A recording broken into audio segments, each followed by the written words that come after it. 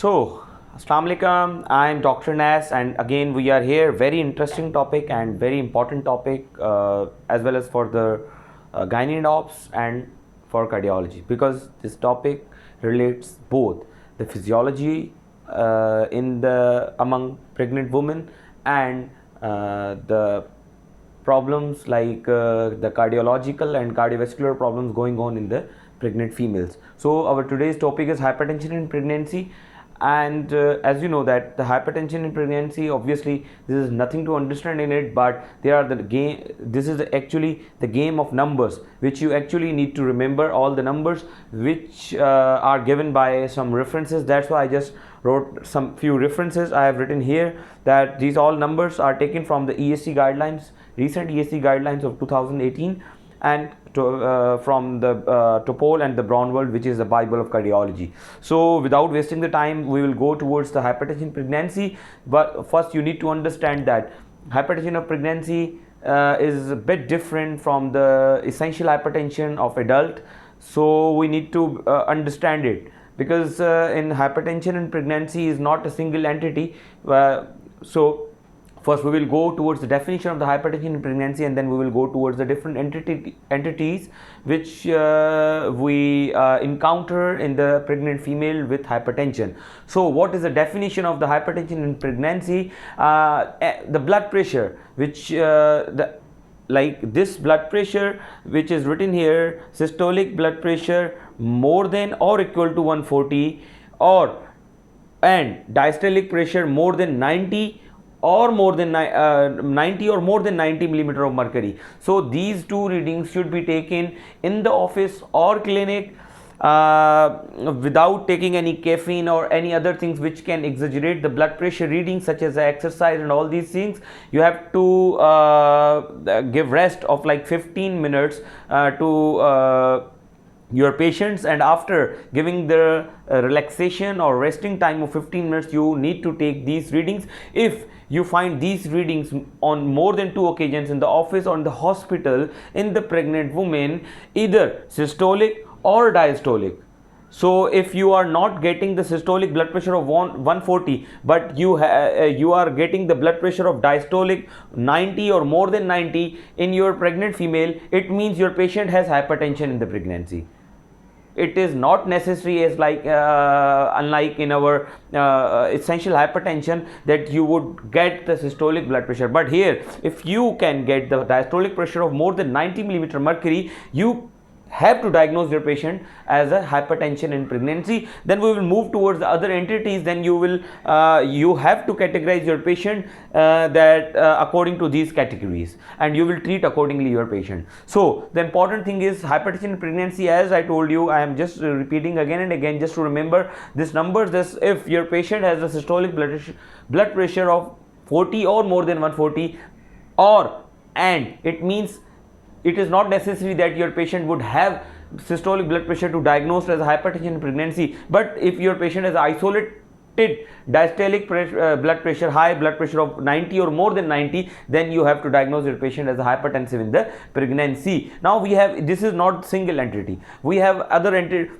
We have to categorize it into the 5 categories. So one is the gestational hypertension. What is gestational hypertension? It is actual the hypertension which is because of the pregnancy.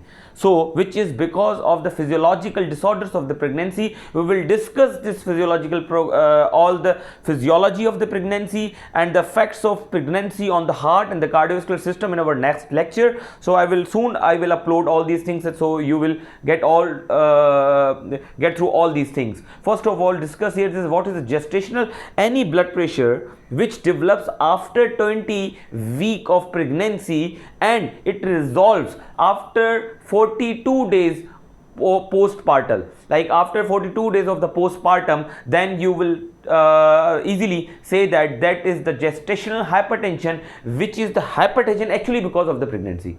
Okay, so you will categorize your patient as a gestational hypertension with this definition. If your patient has developed the hypertension after 20 weeks and that blood pressure will have been resolved after 42 days of the delivery. So what is a pre-existing? It means chronic, if your patient is already been diagnosed as as hypertensive before pregnancy, or your patient has developed hypertension before 20 weeks and it won't resolve, it would not resolve, get resolved after the delivery, 42 days of the delivery. So you will easily diagnose your patient as a chronic hypertension or pre-existing hypertension. So that in this category, your patients may have proteinuria or may have not proteinuria. So on the basis of proteinuria, you cannot differentiate your patient. You cannot say your patient is preeclamptic, because your patient has a chronic hypertension. So might your patient have a proteinuria or would not have a proteinuria. Now the third one is a preeclampsia, which is the dangerous, the important, and obviously it is the worth discussing topic in the hypertension in the pregnancy. So we will discuss this preeclampsia in detail, their risk factors and their treatment. Okay, so what is preeclampsia? Nothing but gestational hypertension with proteinuria. How much proteinuria? As I told you that hypertension in pregnancy is nothing but it is a game of numbers. So 0.3 grams, it means 30 milligrams per day, or albumin to creatinine ratio would be 30 milligram per mole, then you would say that your patient has proteinuria, enough proteinuria to diagnose it as him or her as a preeclampsia. So the important thing is that to calculate the total protein in 24 hours is actually difficult. That's why the easier entity to diagnose with the patient, because the collection of the urine in 24 hours is actually a nasty thing, and it's actually a difficult thing for our patients and our nurses as well. That's why it is easier to get done this ACR. If the ACR has if your patient's ACR is more than 30 or 30 milligram per mole, it means your patient has enough proteinuria to diagnose her as a preeclampsia. If your patient has already gestational hypertension, as I told you earlier, systolic blood pressure more than 40 and diastolic blood pressure 90 or more than 90. Okay, so number 4 is pre-existing hypertension over superimposed gestational hypertension. If your patient is already chronic hypertension, but now she is superimposed with the gestational hypertension as well, that's so you would say that your patient has pre-existing plus gestational hypertension, both things together. So these patients would have proteinuria, because obviously that is the high risk. These patients will be high risk, and these patients would have a proteinuria because of the end organ damage sort of. So now number 5 is unclassified antenatal. Those patients who are presenting to you after 20 weeks and they have no any record previously, and they didn't get check their blood pressure before 20 weeks. So you cannot classify them as a gestational, pre-existing, or pre-existing over superimposed. So you need to keep them in the category of antenatal unclassified hypertension, because you don't know about their antenatal blood pressure, their blood pressure before 20 weeks. So okay, we have 5 classes. One is a gestational hypertension, number 2 is a chronic hypertension, number 3 preeclampsia, number 4 is pre-existing hypertension plus gestational hypertension, the proteinuria, and number 5 is the antenatal unclassified hypertension. Okay, now the important thing to discuss here is the preeclampsia. What is the preeclampsia? Gestational hypertension with the proteinuria of the 0.3 gram per day, or ACR of more than 30 milligram per mole. So what are the risk factors? So we have divided the risk factors into 2 categories. One are the high risk features, high risk factors for the preeclampsia, and the few are low to moderate risk factors of the preeclampsia. So what are the risk factors, high risk factors for preeclampsia? Number 1 is the hypertension in previous pregnancies. If your patient has a history of hypertension in previous pregnancies, it means your patient is high risk for for preeclampsia or to develop the preeclampsia. If your patient is CKD, any stage of CKD, stage 1, 2, 3, so if your patient has CKD, it means your patient is high risk. Number 3 is diabetes mellitus. Either your patient is type 1 or type 2. These both come into the high risk feature of the preeclampsia. Number 3 is chronic hypertension. I told you, if your patient has already have the chronic hypertension before 20 weeks, it means again your patient is a high risk for preeclampsia. And number 5, which is the rare and the important thing, is autoimmune disorders. As you know that with the autoimmune such as the notorious, the SLE and the APLA, anti-phospholipids antibody disorder, these are actually disorders which causes the recurrent abortion in the patient, and again these are the important, high risk feature for the preeclampsia or for the patients to develop the eclampsia or preeclampsia. Now, what are the low to moderate risk, which most of the time you can find in your pregnant patient with the hypertension? Number 1 is obesity.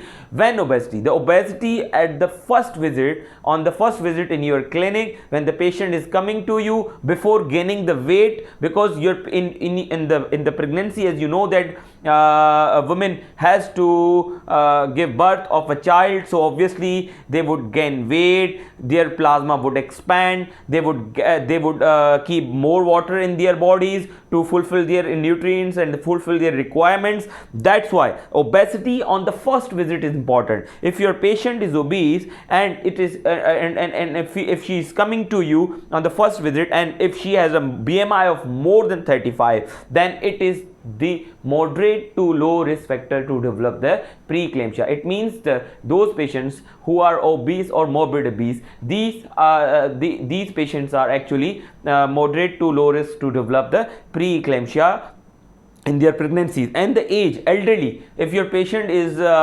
pregnant with the age of 40 or more than 40, so it is again it is not high risk, but it is a risk to develop the preeclampsia. Family history, if the patient has the families, if her mother had eclampsia or preeclampsia in her pregnancies, so again she can develop the preeclampsia or eclampsia in her pregnancy. So multiple pregnancy or the first pregnancy again is the important risk factor, but these are obviously not the high risk feature. And the interval between the pregnancy, if the interval of your pregnancy, first and the second pregnancy, or the first and then subsequent pregnancies is more than 10 years, so your patient may develop the preeclampsia. So what is the difference between the preeclampsia and the eclampsia? If your patient is gestational hypertension, proteinuria, and she is presenting to you with the fits, so you can easily diagnose her as a eclampsia. And eclampsia, you know, it's a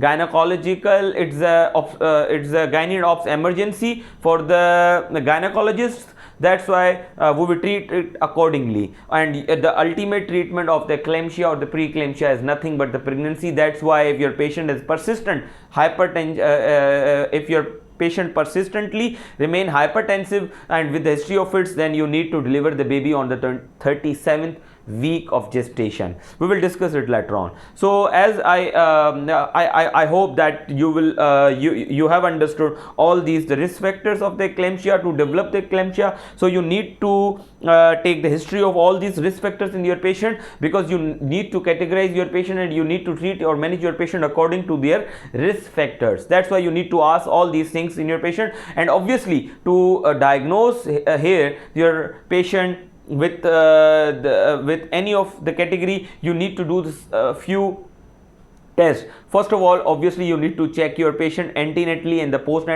antenatally before 20 weeks. So before pregnancy or before 20 weeks, so we will record the blood pressure of your patients. It means the subsequent monitoring of the blood pressure is very important to diagnose the hypertension or the hypertension pregnancy or gestational hypertension. Number 1. Number 2, you need to do certain tests such as complete blood counts, in which you will see the platelets, because you have to rule out your patient's HELLP syndrome. If your patient develop the preeclampsia, your patient may develop the HELLP syndrome. And you know that what is the HELLP syndrome? HELLP syndrome is hemolysis, elevated liver enzymes, and low platelets. Okay, so this is the worst. It tells the worst prognosis in the patient of eclampsia or preeclampsia. If your patient with the preeclampsia or eclampsia develops the HELLP syndrome, it means your patient is going towards the bad prognosis. So that's why you need to get the CBC done. You need to get the creatinine done to rule out your patient as the baseline creatinines, and your patient you get to run the 24-hour proteinuria or ACR in your patient to diagnose her as a preeclamptic or the eclamptic patient. Okay, so how you will treat, when you will treat your patient. So if your patient has a blood pressure of 140 and 90, and if your patient has a blood pressure of 140 and 90 equal to for 140 or more than 140 or 90 or more than 90 diastolic, then it means you need to treat your patient. If your patient is diagnosed gestational hypertension, it means you have diagnosed your patient, you have record before pregnancy, and now your patient has developed gestational hypertension. You need to treat your patient on 140 by 90. Okay, number 2, if your patient has end organ damage. End organ damage means your patient has a chronic hypertension, because end organ damage does not occur on the first reading or the second reading, but persistently high blood pressure causes the end organ damage. That's why we need to treat our patient. End organ damage indicates that your patient has chronic hypertension. So actually in two conditions you have to treat your patients, one with the gestational hypertension and number 2 is the chronic hypertension. Okay, so that is the important. As I told you that numbers are the important. In the hypertension pregnancy, you know that there is no there are a lot of pathophysiologies to cause hypertension in the pregnancy or in normal adults. We will not go towards the pathophysiology. There are a lot of factors which actually causes the hypertension in the pregnancy. So the important thing is for us to remember the number, especially in the hypertension pregnancy, to remember the number.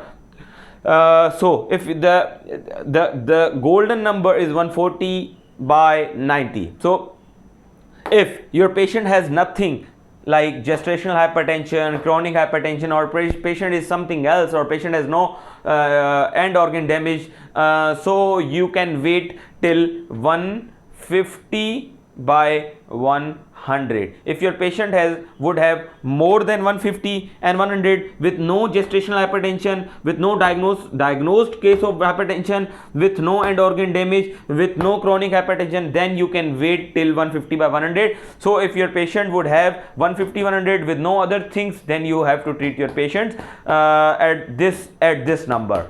Second thing, you need to hospitalize the patient if your patient has blood pressure of 170 more than or equal to or more than 170 systolic and 110 diastolic. It means if your patient is systolic less than 160 but diastolic is more than 110, still you have to admit your patient or hospitalize your patient to treat the hypertension. So in pregnancy you cannot take the lighter to this diastolic pressure. You need to take care of both systolic as well as for the diastolic. In pregnancy you have to take care of both. As in the essential hypertension, we don't take much care of the diastolic hypertension as we take care of the systolic blood pressure. Yes, the fact remains that diastolic is not like a very lighter thing or has a very good prognosis. The systolic as well as the diastolic blood pressure both has a poor prognosis. So many studies has done on systolic over diastolic pressure or comparison between or to treat the. So many studies have been done over treatment of systolic blood pressure versus treatment of this diastolic blood pressure. So all studies have shown that both have poor prognostic factor, poor prognosis. Okay, so you cannot say that the diastolic blood pressure has a good prognosis, high blood pressure has a good prognosis, and the systolic blood pressure has not a good prognosis. Here in the pregnancy we take special care of the diastolic blood pressure. If the diastolic pressure of more than 110, even if your your systolic blood pressure is in the normal range, still you have to admit your patient and treat them accordingly, according to the gestational hypertension. Okay, got it. So the drugs you to treat your patient immediately in the ER is labetalol if your patient is not in acute pulmonary edema. If your patient is in acute pulmonary edema, then obviously the treatment remains same, but the dose of the diuretics should be adjusted accordingly, because you cannot give the high dose of diuretics in your patient in the emergency, because the high dose of diuretics causes dehydration and decreased plasma expansion, decreased plasma volume in your patient, and which can cause the intra-urine growth retardation in the baby, and which can cause harm to the baby. That's why you cannot get the all volume out from the body, so you have to use the diuretics very judiciously. So number one is, if your patient is in acute emergency, like hypertensive emergency, like in acute pulmonary edema, then the best thing is to give the GTN, glycerin trinitrate. You can give you can start from the 5 micrograms per minute, and you can take it up to 100 micrograms per minute. Okay, GTN is the best drug to use, but in other condition there is no indication to use of nitrates in the patients. But the drugs, if your patient has like no hypertensive emergency, but your patient has a blood pressure of more than 170, and if your patient has no any symptoms of end organ damage, then you can give the IV labetalol, you can give the peroral methyl dopa, you can give the peroral nifedipine. Okay, but if you fail to decrease the blood pressure with these drugs, you can give hydralazine, but hydralazine would not be the first choice, as ESC guideline told us that there are a lot of things, there are a lot of side effects with the hydralazine, and it can also causes autoimmune disorders such as SLE. That's why we have to avoid the hydralazine in the in the pregnancy in hypertension. So hydralazine would not be the first drug, because it was the first drug of pregnancy in the previous guidelines, but now it has come to the down to the list, so you can so there is no indication to use hydralazine as a first line drug. You have a 3 drugs to use as a first line if your patient is stable and having the blood pressure of more than 170 and you need to hospitalize the patient. I'm just repeating again it: labetalol, methyl dopa, and nifedipine. So again, if your patient, you have diagnosed your patient as a gestational hypertension or anything like chronic hypertension, you need to give something to control her blood pressure.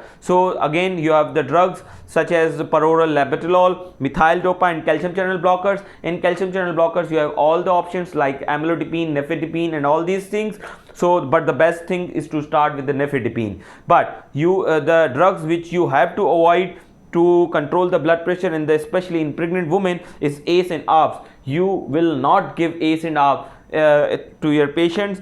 Diuretics, as I told you, it causes the plasma retraction and it can cause the IUGR. So atenolol again is best avoided drug, best avoided beta blocker in the hypertension in pregnancy or in any cardiovascular disease in pregnancy. Why? Because it causes the fetal bradycardia, and it again causes the IGR, and sometimes it causes abortion as well. Hydralazine, as I told you, so you have to avoid the atenolol, hydralazine, nifedipine, the nifedipine, methyl dopa, and propanol. These are drugs best avoided postpartum. Why? Because methyl dopa causes the depression in postpartum females. Okay, that's why if your patient has delivered the baby safely, then you can stop the methyl dopa in your patients, and you have to start what? You have to start the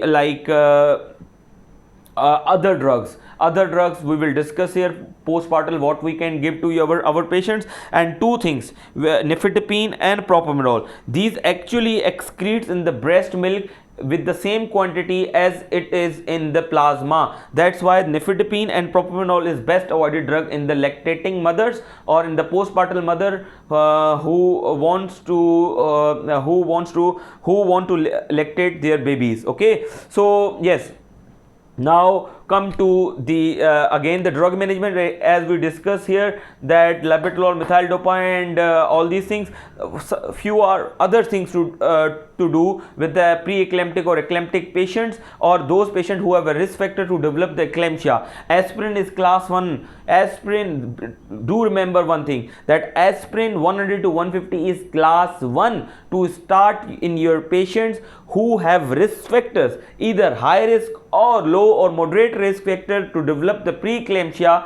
If your patient is diabetes, if your patient is age more than 40, if your patient has multiple history of multiple pregnancies, if your patient is obese, if your patient has previous history of hypertension, if your patient is CKD, if your patient has a chronic hypertension, you need to start the aspirin to prevent the consequences, or to prevent the preeclampsia or preeclampsia in your patients with the gestational hypertension. So all those patients who have a gestational or any hypertension with the risk factors of eclampsia or preeclampsia, you need to start the aspirin in those patients with the dose of 100 to 150, and it is class 1. It is class 1 by EAC guidelines. So do remember this thing, that you need to continue, or you need to resume, or you need to start the aspirin in pregnant female with hypertension with the risk factor to develop the preeclampsia. It is class 1. Number 2 is calcium supplements. Those patients who have actually a calcium intake of less than 600 milligram per day, and those patients who are malnutrited, who have no good history of nutrition or with the balanced diet, you have to give 1 to 2 gram of calcium per day to prevent the eclampsia, because there are so many studies who actually have shown that calcium supplements prevent the eclampsia, and those patients especially who have low intake of calcium, which, as I told you, 600 milligram per day. If your patient has intake of less than 600 milligram per day, you need to give 1 to 2 gram calcium per day to your patients. Okay, but and the second most important non-pharmacological thing to avoid the weight gain and continue the exercise in your patients, who are like, if your patient is obese at the first visit, if your patient has body weight of BMI of more than 35, then you need to tell them, you need to counsel them to avoid the weight gain more than 6.8 to 10 kgs. They have to take care of their weight, daily weight, and they have to take care, and they have to avoid their weight gain of more than 6.8 to 10 kg. They have only liberty to get weight not more than 6.8 to 10 kgs. Okay, so this is very important and efficient non-pharmacological management in the eclampsia or preeclampsia, or in patient with the gestational hypertension, or those patients with gestational hypertension who have a risk factor to develop the preeclampsia. Okay, this is a very much important thing. And second important thing is exercise. You can advise your patient as a mild exercises to do in the home or in the garden, just to give the 10 to 15 minutes walk. Okay, these are the important thing. Yes, the best thing which you have to avoid in your patient is vitamin E and vitamin C. They have no role to prevent the eclampsia. There are so many studies who have shown that there is no role to give the vitamin E and vitamin C to prevent the eclampsia or preeclampsia in those patients who have a gestational hypertension. That's why there is no role, and EAC completely differ, and it says that there is no role, and please do not give, because contrary it causes harm to the patient and the child of the patient and the baby. So it is best avoided drugs are ACE, diuretic, atenolol, hydrazine. As I told you, in the it would be the last option, and if in these three drugs postpartally, because as I told you, methyl dopa causes postpartum depression, and nifedipine and propranolol excretes in the breast milk as in the same quantity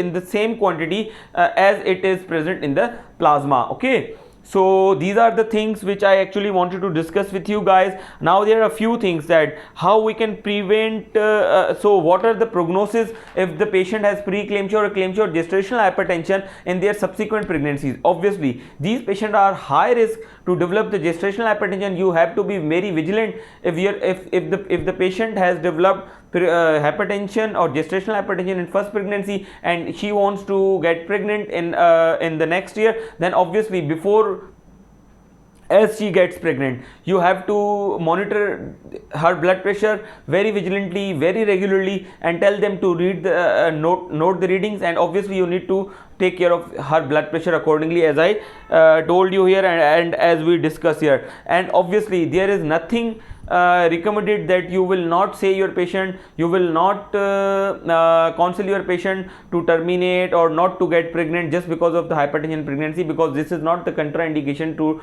get pregnant. So no need to discuss these things with your patient, but you have to be more vigilant to control their blood pressure, nothing else.